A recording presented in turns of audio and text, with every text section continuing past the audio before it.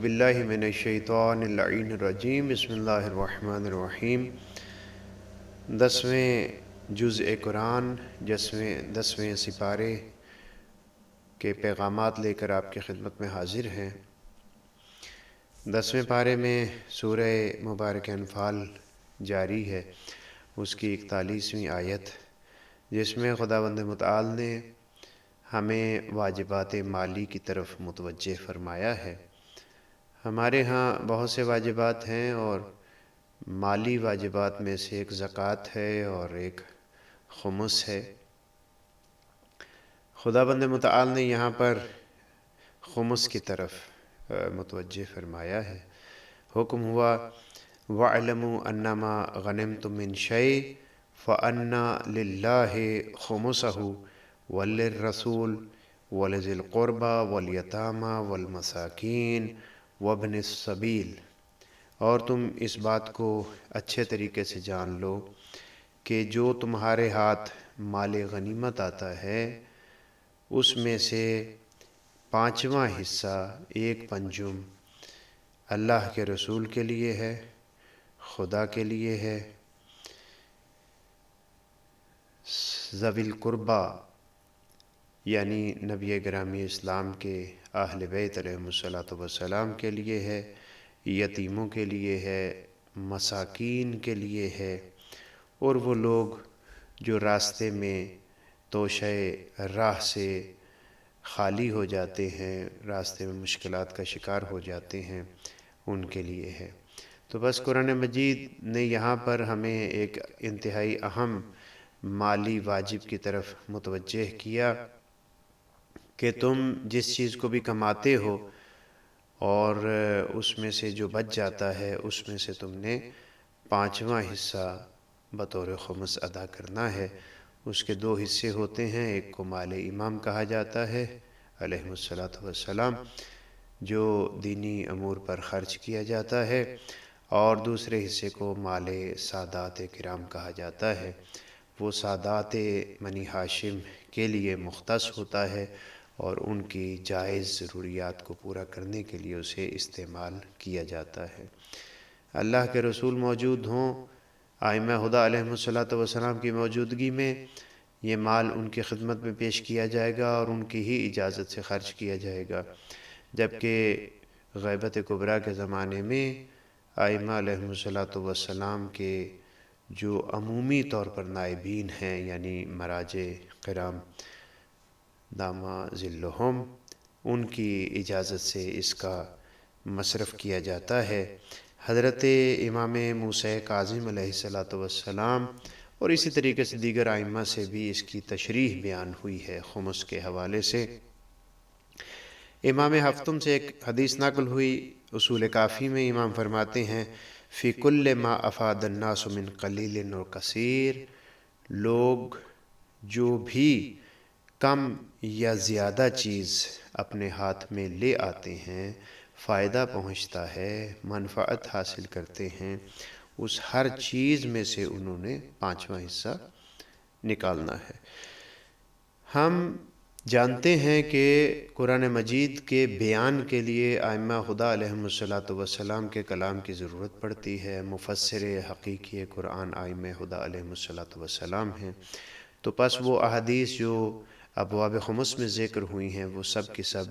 انہی مطالب کی طرف اشارہ کرتی ہیں۔ تو پہلا پیغام قرآن مجید نے ہمیں یہ دیا کہ مال غنیمت ہو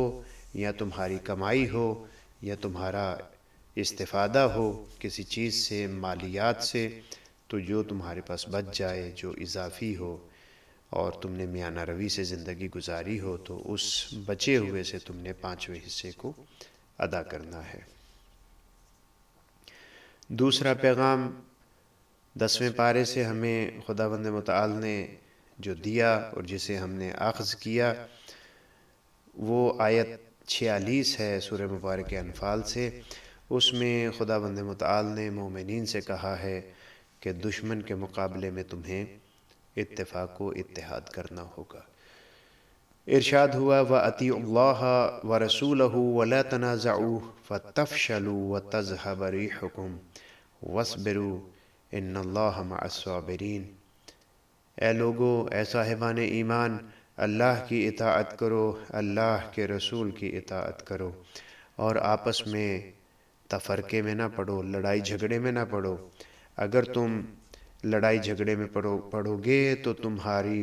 شان و شوکت جو ہے وہ ہوا میں اڑ جائے گی، تمہاری جو ابوہت ہے، تمہارا رعب و دبدبہ جو ہے وہ ختم ہو جائے گا۔ فتفشلوا، تم سست ہو جاؤ گے، وتذهب ريحكم، اور تمہارا دبدبہ ختم ہو جائے گا۔ واصبروا، صبر سے کام لو، ان اللہ مع الصابرین، خداوند متعال صبر کرنے والوں کے ساتھ ہے۔ تو یہاں دشمن کے مقابلے میں مومنین کو حکم ہوا اللہ کی اطاعت کرو، اللہ کے رسول کی اطاعت کرو، اور اپنے درمیان میں ہرگز اختلاف نہ ہونے دو۔ مولا کائنات امیر المؤمنین علی بن ابی طالب علیہ السلام نہج البلاغہ کے خطبہ نمبر 25 میں ایک انتہائی اہم مورد میں اشارہ فرماتے ہیں۔ آپ فرماتے ہیں انی واللہ لأظن ان هؤلاء القوم سیدالون منکم باجتماعہم علی باطلہم۔ اے لوگو، جان لو، میں دیکھ رہا ہوں کہ یہ قوم وہ قوم جو امیر المؤمنین کے مقابلے پر تھی، اور آپ کو انہوں نے پورے طریقے سے تنگ کرنے کی کوشش کی اور امام کے کام میں رکاوٹ ڈالی، اور امام علیہ السلام کے خلاف بری خبروں کا ایک جال پھیلایا۔ اب فرماتے ہیں کہ مجھے اللہ کی قسم میں دیکھ رہا ہوں کہ یہ قوم تمہارے اوپر چھا جائے گی، تمہیں ختم کر دے گی۔ کیوں؟ اس لیے کہ یہ باطل پر ہونے کے باوجود آپس میں متحد ہیں، لیکن وَتَفَرُّقِكُمْ عَنْ حَقِّكُمْ، تم حق پر ہونے کے باوجود متفرق ہو، وہ باطل پر ہونے کے باوجود اکٹھے ہیں۔ وَبِمَعْصِيَتِكُمْ إِمَامَكُمْ فِي الْحَقِّ، تم امام حق کے ساتھ ہوتے ہوئے بھی معصیت کرتے ہو، جانتے ہو امام حق پر ہے پھر بھی اس کی اتباع نہیں کرتے۔ وَطَاعَتِهِمْ إِمَامَهُمْ فِي الْبَاطِلِ، جبکہ وہ دوسری قوم جو ہے وہ اپنے باطل امام کی پیروی کرتی ہے۔ تو گویا امیر المؤمنین نے ہمیں یہ درس دیا کہ دشمن کے مقابلے پر کسی بھی قسم کا تفرقہ، آپس میں کینہ ڈالنا، آپس میں ایک دوسرے سے دور ہونا، آپس میں ایک دوسرے کو کمزور کرنے کی کوشش کرنا قطعاً ناقابل قبول ہے۔ تیسرا پیغام قرآن مجید نے ہمیں دیا کہ تمہیں اپنے سرسخت دشمن کے مقابلے پر ہمیشہ تیار رہنا چاہیے۔ یہ انتظار نہیں کرنا چاہیے کہ دشمن حملہ کرے گا تو پھر ہم اپنی تیاری کریں گے، نہیں۔ درس قرآن یہ ہے، پیغام قرآن یہ ہے کہ ہمیں پہلے ہی تیار ہونا ہے۔ سورہ مبارک انفال کی 60 نمبر آیت میں تذکرہ ہوا وَأَعِدُّوا لَهُم مَّا اسْتَطَعْتُم مِّن قُوَّةٍ، جتنی بھی قدرت رکھتے ہو، جتنی بھی طاقت رکھتے ہو، جتنی بھی ہمت رکھتے ہو، اس کو جمع کرو، اسے آمادہ کرو۔ وَمِن رِبَاطِ الْخَيْلِ، اور مضبوط قسم کے گھوڑے، پلے ہوئے گھوڑے، جوان گھوڑے، چونکہ اس زمانے میں گھوڑے ایک انتہائی اہم جنگ میں مدد کا سبب ہوتا تھا، اسے بھی ترحبون بہ عدو اللہ وعدوکم، فرماتے ہیں کہ اس طریقے سے تم اپنے دشمن کو ڈرا کر رکھو گے۔ وآخرین من دونہم لا تعلمونہم، دشمن جو اللہ کا دشمن ہے، تمہارا دشمن ہے، اور اس کے علاوہ جو دشمن ہے وہ سب کے سب جو ہیں تمہاری اس آمادگی کی وجہ سے، تمہارے مجہز ہونے کی وجہ سے، تمہارے مسلح ہونے کی وجہ سے حالت ڈر میں ہوں گے، حالت خوف میں ہوں گے۔ تم اگرچہ نہیں جانتے ان لوگوں کو جو ظاہری دشمنوں کے علاوہ ہیں، لیکن اللہ یعلمہم، اللہ انہیں جانتا ہے۔ وما تنفقوا من شیء فی سبیل اللہ یوفی الیکم وانتم لا تظلمون، اور یاد رکھو مسلمانوں کی شان و شوکت و عظمت کی خاطر تم جتنے بھی مسلح ہونے پر جو کچھ بھی خرچ کرو گے تو یہ اللہ کے راہ میں انفاق ہوگا، اور یقیناً تم ظلم کرنے والوں میں سے نہیں ہوں گے۔ اپنے آپ کو آمادہ رکھنا کسی پر ظلم کرنا نہیں ہے، بلکہ دشمن کو مرعوب رکھنے کے لیے اپنے آپ کو آمادہ رکھنا، اور دشمن کے حملے کی صورت میں اس سے اسلامی مملکت کو اور مسلمانوں کو بچانا انتہائی ضروری قرآنی پیغام ہے۔ چوتھا پیغام جو خداوند متعال کے اس کلام حکیم سے ہم لے رہے ہیں، اس میں خداوند متعال فرما رہا ہے کہ تمہیں اے میرے حبیب، آپ کو ہر صورت میں اس باور پر رہنا ہے کہ اللہ اور مؤمنین جو کہ آپ کی اتباع کرتے ہیں وہ آپ کے لیے کافی ہیں۔ گویا کہ خداوند متعال نے ہمیں یہ سمجھایا کہ اگر دشمن کے ہم مقابلے پر ہیں، ہمارے مقابلے پر دشمن ہے، شرک ہے، مشرکین ہیں، کفار ہیں، منافقین ہیں، یہودی ہیں، تو یاد رکھنا چاہیے کہ ایک تو اللہ ہمارے لیے کافی ہے، اور دوسرا وہ مومنین جن کو ہم نے اس کام کے لیے تیار کیا ہے۔ آپ دیکھتے ہیں بہت سی جگہ پر اقوام موجود ہیں، مثال کے طور پر ناجائز مملکت جو مسلمانوں کے دل میں بنائی گئی اور بیت المقدس پر قبضہ کر کے بنائی گئی، یعنی اسرائیل، اس کے مقابلے میں بہت سی اقوام میں سب سے سربلند قوم جو ہے وہ لبنان کی قوم ہے، جو اپنے رہبر اور رہنما کے ساتھ ہمیشہ آمادہ ہے، اور رہنما کو بھی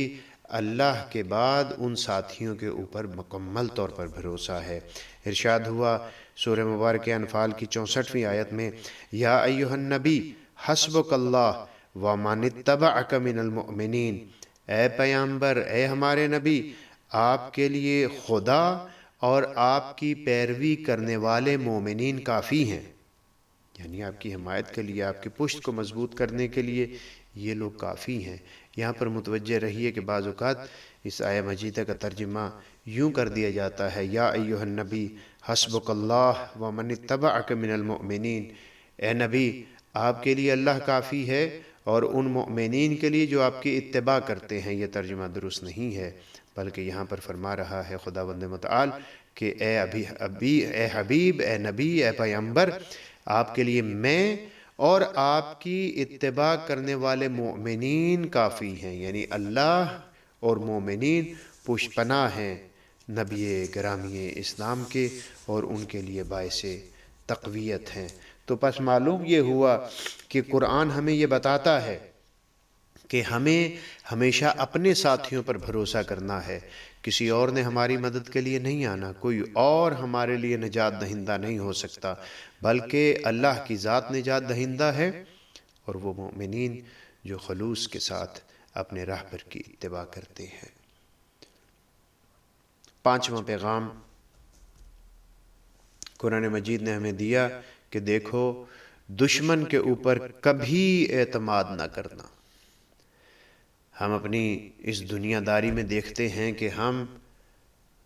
مسلمانوں کی بجائے، ہمسایوں کی بجائے، مسلمان ہمسایوں کی بجائے بہت دور جا کر ان لوگوں پر اعتماد کرتے ہیں جو لوگ کبھی بھی ہمیں نفع نہیں پہنچا سکتے۔ یہ حکم قرآن مجید ہے کہ مشرکین، کفار، یہود کبھی تمہارے دوست نہیں ہو سکتے، لیکن افسوس یہ ہے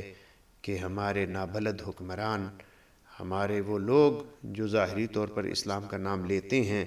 لیکن اسلام کی تعلیمات سے نابلد ہیں، وہ بالکل اس کے الٹ چلتے ہیں۔ قرآن مجید میں ارشاد ہوا آیت نمبر 10 میں، سورہ مبارکہ توبہ کی آیت، ارشاد ہوا لا يرقبون من مؤمن الا ولا ذمہ واولئک هم المعتدون، کہا کہ وہ کسی بھی قسم کی رعایت نہیں کرتے الا قرابت داری کی وجہ سے اور نہ ہی کسی تعہد کی وجہ سے، یعنی یہاں پر خداوند متعال یہ فرما رہا ہے کہ مومن کے بارے میں جو تجاوز کرنے والے ہیں وہ یہ نہیں دیکھتے یہ میرا رشتہ دار ہے، وہ یہ نہیں دیکھتے کہ میں نے اس کے ساتھ کوئی وعدہ و وعید کیا ہوا ہے، وہ یہ نہیں دیکھتے کہ ہمارا کوئی عہد و پیمان ہے اس کے ساتھ، بلکہ وہ مومن کے دشمن ہوتے ہیں اس کے ایمان کی وجہ سے۔ آپ دیکھ لیجئے ہمارے ہاں جو ممالک ایسے ہیں جہاں پر حق کی آواز کو بلند کیا جاتا ہے، تو وہاں پر جو بھی ایگریمنٹ ہو، جو بھی تجارت ہو، یہود و نصارہ ایک ہی مرتبہ اس مملکت کا گلا گھونٹنے کے لیے تیار ہو جاتے ہیں،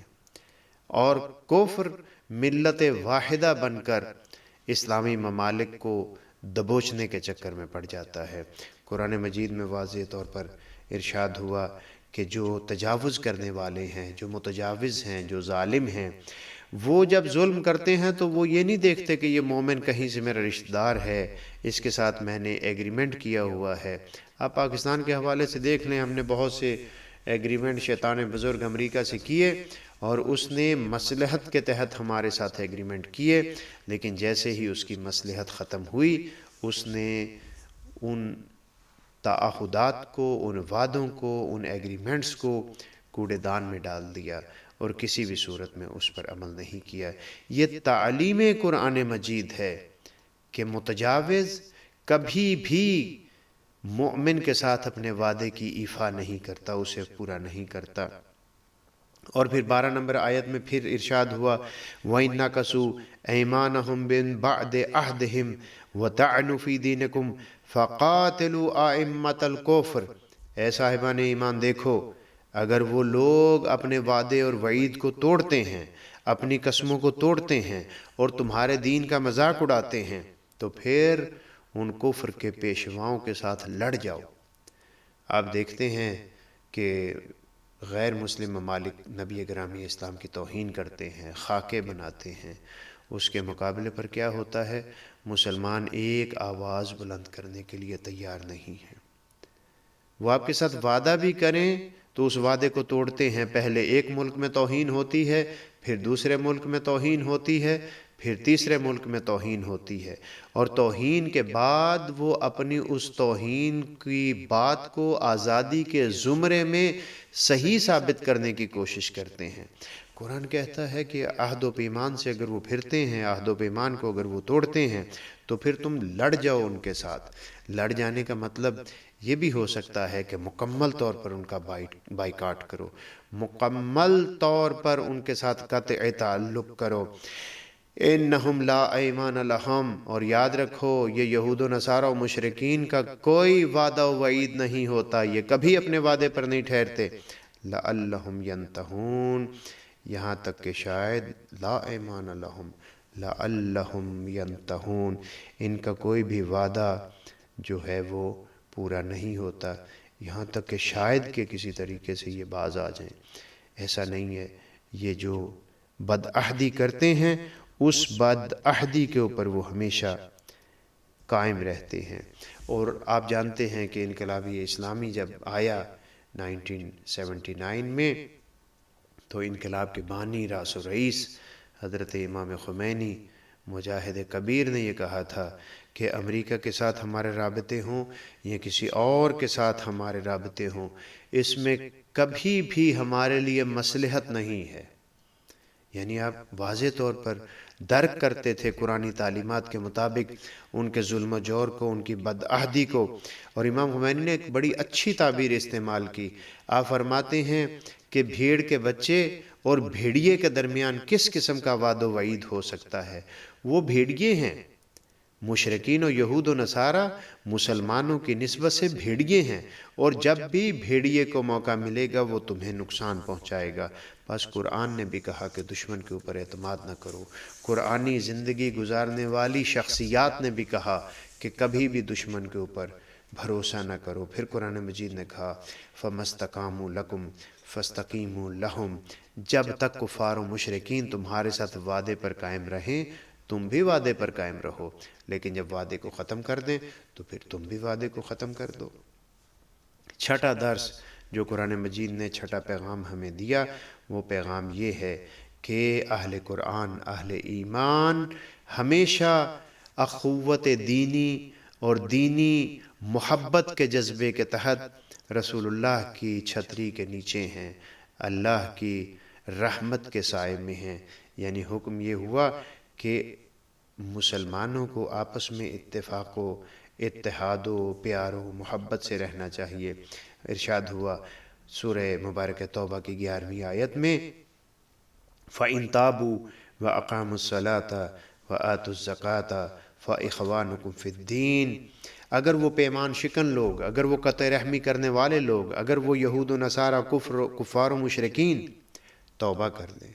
نماز پڑھیں، زکوٰۃ ادا کریں۔ فَإِخْوَانُكُمْ فِي الدِّينِ، تو پس جان لو کہ وہ اب تمہارے دینی بھائی بن گئے ہیں۔ وَنُفَصِّلُ الْآيَاتِ لِقَوْمٍ يَعْلَمُونَ، ہم آیات کو، واقعات کو اسی طریقے سے کھول کر بیان کرتے ہیں شاید کہ ان کے لیے یہ نصیحت کا باعث بنے اور وہ اس حقیقت کو جان لیں کہ مسلمان مومن آپس میں بھائی بھائی ہوتے ہیں۔ مولا امیر المؤمنین فرماتے ہیں ان المسلم اخو المسلم، یاد رکھو مسلمان مسلمان کا بھائی ہے۔ فلا تخاذلوا، کہیں ایسا نہ ہو کہ تم مومن کو تنہا چھوڑ دو۔ ولا تنابزوا، اور کہیں ایسا نہ ہو کہ تم اپنے مومن بھائی کی توہین پر اتر آؤ۔ تو پس یاد رکھیے مومن مومن کا بھائی ہے۔ اگر کافر بھی توبہ کر لیتا ہے، نماز پڑھتا ہے، زکوٰۃ دیتا ہے، تو وہ بھی اس اخوت میں شامل ہو جاتا ہے۔ 7واں پیغام قرآن مجید کے اس 10ویں پارے سے ہم یہ لے رہے ہیں کہ قرآن مجید میں واضح طور پر اللہ نے ہمیں فرمایا کہ ایک تو مشرک کو حرم مکی میں داخل ہونے کی اجازت نہیں ہے۔ 9 ہجری تک یہود و نصارہ مشرکین یہ سب کے سب مسجد الحرام میں داخل ہوتے تھے، لیکن 9 ہجری میں یہ حکم آیا کہ انہیں داخل ہونے کی ضرورت نہیں ہے، یہ داخل نہیں ہو سکتے، حرام ہے ان کے لیے داخل ہونا۔ اور پھر چونکہ یہ لوگ آتے تھے، تجارت ہوتی تھی، منفعت ہوتی تھی، تو لوگوں کے ذہن میں یہ بات آتی تھی کہ اگر ہم مشرکین و کفار کو آنے سے روک دیں گے تو ہمارا نقصان ہو جائے گا۔ تو خداوند متعال نے فرمایا کہ جس وقت تم نے الہی فریضے کو انجام دینا ہے اس وقت تمہیں فقر سے خوف زدہ نہیں ہونا چاہیے۔ ایک مومن ہو، الہی راستے پر چل رہے ہو، پھر تم مشرکین کے نہ آنے کی وجہ سے فقیر ہونے کے اس شک اور خوف میں مبتلا ہو جاتے ہو۔ ہماری مملکت کے جو مسائل آج کل چل رہے ہیں، آپ جانتے ہیں کہ بڑے بڑے لوگوں نے یہ کہا کہ اگر ہم فلاں توہین کرنے والے ملک کے ساتھ تعلقات ختم کریں گے تو ہمارا یہ نقصان ہو جائے گا، اور وہ سب کا سب دنیاوی نقصان۔ قرآن مجید کی تعلیمات اس سے بالکل ہٹ کر ہیں۔ قرآن مجید فرماتا ہے یا ایہا الذین آمنوا انما المشرکون نجس، اے صاحبان ایمان مشرک لوگ نجس ہیں۔ فلا یقربوا المسجد الحرام بعد عامہم ھذا، اس 9 ہجری کے بعد آئندہ انہیں اس کے قریب آنے کی اجازت نہیں ہے۔ اور پھر اسی کے ساتھ آگے چلتے ہوئے فرمایا وَإِنْ خِفْتُمْ عَيْلَةً، عیلہ فقر و تنگ دستی کو کہتے ہیں، اگر تمہیں فقر و تنگ دستی کا خوف ہے فَسَوْفَ يُغْنِيكُمُ اللَّهُ مِنْ فَضْلِهِ، یاد رکھو ان قریب خداوند متعال اپنے فضل و بخشش کے ساتھ تمہیں مستغنی کر دے گا۔ اگر کوئی شخص اللہ کے اس وعدے کے باوجود ڈرتا ہے تو اس کا مطلب ہے کہ اس کا اللہ کے بارے میں ایمان انتہائی ناقص ہے۔ یغنیکم اللہ من فضلہ، انشاء اگر اللہ چاہے تو وہ مستغنی کر دے گا۔ ان اللہ علیم حکیم، خدا علم رکھنے والا بھی ہے اور خدا ہی صاحب حکمت ہے، ان حکمتوں کو جانتا ہے کہ فقر میں کیا حکمت ہے اور ثروت مند ہو جانے میں کیا حکمت ہے۔ 8واں پیغام قرآن مجید میں 10ویں پارے میں ہمیں پیغام دیا گیا، آگاہ کیا گیا کہ دیکھو مسجد کی ایک انتہائی اہم حیثیت ہے۔ مسجد کو ہر شخص تعمیر کرنے کا حق نہیں رکھتا۔ مسجد کو صرف وہ تعمیر کر سکتا ہے جو اللہ پر ایمان رکھتا ہو، قیامت پر ایمان رکھتا ہو، نماز پڑھتا ہو، زکوٰۃ دیتا ہو، اللہ کے علاوہ کسی کا خوف نہ رکھتا ہو۔ ارشاد ہوا سورہ مبارکہ توبہ کی 18ویں آیت میں انما یعمر مساجد اللہ من آمن باللہ والیوم الآخر وَأَقَامَ الصَّلَاةَ وَآتَى الزَّكَاةَ وَلَمْ يَخْشَ إِلَّا اللَّهَ فَعَسَىٰ أُولَٰئِكَ أَن يَكُونُوا مِنَ الْمُحْتَدِينَ، سوائے اس کے نہیں کہ مساجد کو آباد کرنے کی ذمہ داری ان لوگوں کی ہے جو صاحبان ایمان ہیں، جو معاد پر بھی ایمان رکھتے ہیں، قیامت پر ایمان رکھتے ہیں، نماز پڑھتے ہیں، زکوٰۃ دیتے ہیں، اور اللہ کے علاوہ کسی کی بھی خشیت ان کے دل میں نہیں ہوتی۔ یہی وہ لوگ ہیں کہ جو امید ہے کہ کامیاب لوگ ہوں گے، انہیں ہدایت کا راستہ مل کر رہے گا۔ تو پس معلوم یہ ہوا کہ مسجد کو آباد کرنا، ائمہ خدا علیہ الصلوۃ والسلام کے حرم کو آباد کرنا، مسجد و حرم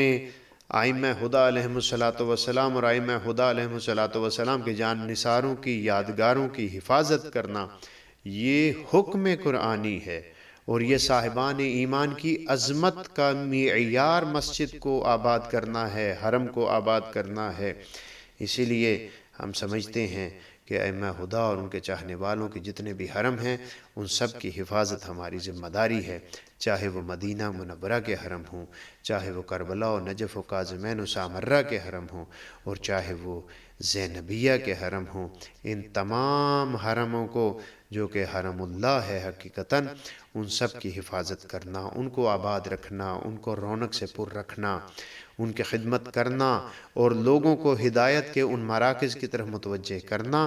صاحبان ایمان کی بہت بڑی ذمہ داری ہے۔ حضرت امام جعفر صادق علیہ السلام فرماتے ہیں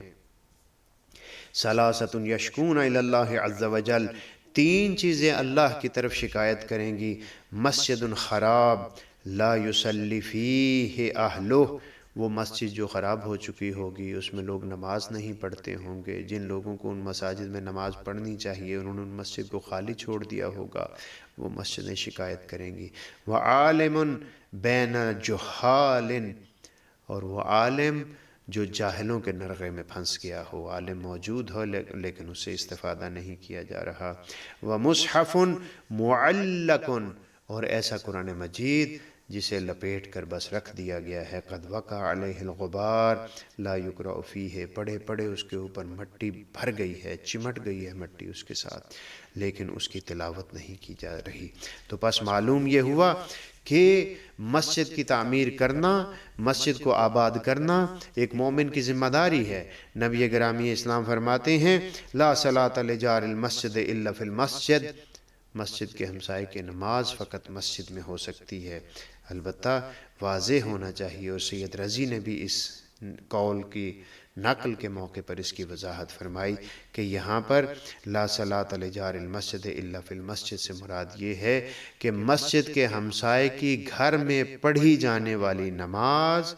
اپنے کمال تک نہیں پہنچ سکتی۔ یہاں پر رسول اللہ کا فرمان کمال کی نفی کر رہا ہے، نماز ہو جاتی ہے لیکن مسجد میں پڑھنے سے جو اسے کمال نصیب ہونا تھا وہ حاصل نہ ہو سکا۔ ائمہ خدا سے پوچھا گیا کہ جار مسجد کون ہے، مسجد کا ہمسایہ کون ہے؟ تو ائمہ نے فرمایا من سمع النداء فلم یجبہ، من سمع النداء فلم یجبہ من غیر علت فلا صلاۃ لہ، مسجد کا ہمسایہ ہر وہ شخص ہے کہ جس شخص تک اس مسجد سے اذان کی آواز جائے اور وہ اس اذان کی آواز پر آ کر نماز نہ پڑھے، تو پس مسجد کو آباد کرنا صاحبان ایمان اہل قرآن الہی انسانوں کی ذمہ داری ہے۔ نواں درس، قرآن مجید نے ہمیں کہا کہ تمہیں ذخیرہ اندوزی کی ہرگز اجازت نہیں ہے، چینی کو چھپا لینا، گندم کو چھپا لینا، عام لوگوں کی مشکلات کے حل کے لیے جو چیزیں خداوند متعال نے دی ہیں ان چیزوں کو چھپا لینا، بازار میں ان کی کمی کر دینا تاکہ ان کی قیمت بڑھ سکے۔ اسلام اس چیز کی سختی سے مذمت کرتا ہے اور ان چیزوں کی حرمت کا بہت سے اوقات میں قائل ہے۔ ارشاد ہوا سورہ مبارکہ توبہ کی 34ویں آیت میں، الذین، آیت کا کچھ حصہ پڑھ رہا ہوں، الذین یکنزون الذہب والفضہ ولا ينفقونها فی سبیل اللہ فبشرہم بعذاب علیم، جو لوگ سونے اور چاندی کو جمع کرتے ہیں اور پھر اللہ کی راہ میں اسے خرچ نہیں کرتے، اے میرے حبیب انہیں دردناک عذاب کی خبر دے دیجئے، انہیں بتا دیجئے کہ دردناک عذاب ان کے انتظار میں ہے۔ پھر آیت نمبر 35 میں ارشاد ہوا یوم یحمى علیہ فی نار جہنم فتکوی بہا جباہہم وجنوبہم وظہورہم ھذا ما کنزتم لانفسکم فذوقوا ما کنتم تکنزون۔ اس دن، قیامت والے دن، یہ جو مال انہوں نے جمع کیا تھا سونا اور چاندی، اس کو گرم کیا جائے گا آتش دوزخ میں، پھر گرم کرنے کے بعد جمع کرنے والے کی پیشانیوں پر لگایا جائے گا، ان کے پہلو پر لگایا جائے گا، ان کی پشتوں پر لگایا جائے گا، اور پھر ان سے کہا جائے گا یہ وہ مال ہے، یہ وہ خزانہ ہے جو تم لوگوں نے اپنے نفوس کے لیے اپنے لیے جمع کیا تھا، بس اب برداشت کرو اس دردناک عذاب کو جو تم لوگوں نے جمع کر رکھا تھا۔ آج کے دن کی مناسبت سے بھی ہم سب مومنین کی خدمت میں، اہل ایمان کی خدمت میں عرض کریں، اگر کوئی ہستی اسلام میں اس بات کا شاہکار نظر آتی ہے کہ اس ہستی نے کبھی بھی مال کو جمع کرنے کی طرف توجہ نہ دی، تو وہ اسلام کی سب سے اولین مسلم خاتون حضرت خدیجہ ام المؤمنین سلام اللہ علیہا ہیں۔ حضرت خدیجہ سلام اللہ علیہا وہ ہستی ہیں کہ جن کی سابقہ زندگی کے متعلق بھی سب کا اتفاق ہے کہ وہ انتہائی مالدار تھیں، وہ ملیکۃ العرب تھیں، لیکن جیسے رسول اللہ کی خدمت میں آئیں، آپ نے اپنا سارا مال رسول اللہ کی خدمت میں اسلام کے لیے رکھ دیا، اسے خرچ کر دیا، اور پھر آپ نے نبی گرامی اسلام کی کنیزی کو ہی اپنے لیے دنیا اور آخرت کی عزت و عظمت و شرف و دولت سمجھا۔ بہت سے لوگوں کے متعلق ملتا ہے کہ انہوں نے مال کیا، خرچ کیا، فلاں خرچ کیا، فلاں خرچ کیا، لیکن دلچسپ بات یہ ہے کہ ان لوگوں کی اسلام سے پہلے والی زندگی میں ہمیں بہت سے مواقع پر وہ مال اور ان کی وہ ثروت نظر ہی نہیں آتی جس کا تذکرہ کیا جاتا ہے کہ اسلام لانے کے بعد انہوں نے خرچ کر دی۔ ان کی پہلے والی زندگی میں کوئی ثروت تو دکھائے کہ ثروت تھی جو انہوں نے خرچ کر دی۔ بہرحال بارز ترین شخصیت جس نے اسلام کی خدمت میں اپنا سارا مال خرچ کیا وہ ام المؤمنین خدیجہ سلام اللہ علیہا ہے، نبی گرامی اسلام کی وہ واحد و وحید اور باعظمت زوجہ کہ جس کی موجودگی میں نبی گرامی اسلام نے نہ کوئی اور ازدواج کیا اور نہ ہی آپ کی رحلت کے بعد کبھی آپ کو بھولے۔ جب نبی گرامی اسلام گھر میں گوسفند وغیرہ بکرا وغیرہ ذبح کرواتے تھے تو اس میں سے ایک حصہ جدا کر کے جناب خدیجہ سلام اللہ علیہا کی سہیلیوں کو بھیجا کرتے تھے حضرت خدیجہ سلام اللہ علیہا کی یاد میں۔ یہ نبی گرامی اسلام کا طرز زندگی، انداز محبت و اپنائیت ہمیں حضرت خدیجہ سلام اللہ علیہا کے علاوہ اور کسی زوجہ میں نظر نہیں آتا۔ ہم سب اس بات پر متفق ہیں اور دعا گو ہیں کہ خداوند متعال ہماری خواتین کو بھی جناب خدیجہ سلام اللہ علیہا کی سنت کو اپنانے کی توفیق عنایت فرمائے۔ 10واں اور آج کے دن کی اور پارے کی مناسبت سے اور اپنے وعدے کے مطابق آخری پیغام یہ ہے کہ ایک مومن کی شان یہ ہے کہ وہ راحت طلب نہیں ہوتا، وہ سست نہیں ہوتا، وہ ہمیشہ ہوشیار رہتا ہے، وہ ہمیشہ اپنے آپ کو مصروف رکھتا ہے، ہمیشہ اپنے آپ کو مشغول رکھتا ہے،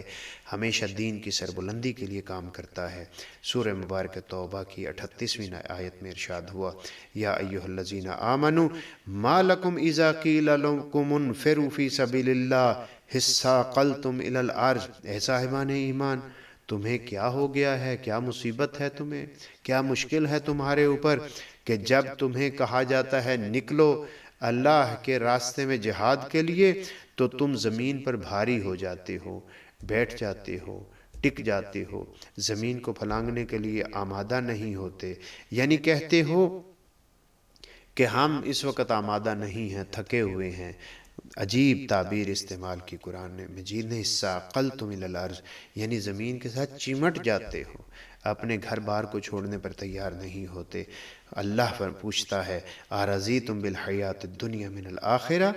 کیا تم نے دنیا کی زندگی کو آخرت کے بدلے میں اختیار کر لیا ہے اور اسی پر راضی ہو گئے ہو؟ فما متاع الحیات الدنیا فی الآخرۃ الا قلیل، یاد رکھو دنیا کی یہ رنگینیاں آخرت کی زندگی کے مقابلے پر کچھ بھی حیثیت نہیں رکھتی، بہت ہی کم ہیں کہ تم اسے اختیار کرو اور آخرت کی زندگی کو چھوڑ دو۔ خداوند متعال ہمیں دین مبین اسلام کی سربلندی کے لیے ہمیشہ نشاط کے ساتھ میدان عمل میں رہنے کی توفیق عنایت فرمائے۔ والسلام علیکم ورحمۃ اللہ وبرکاتہ۔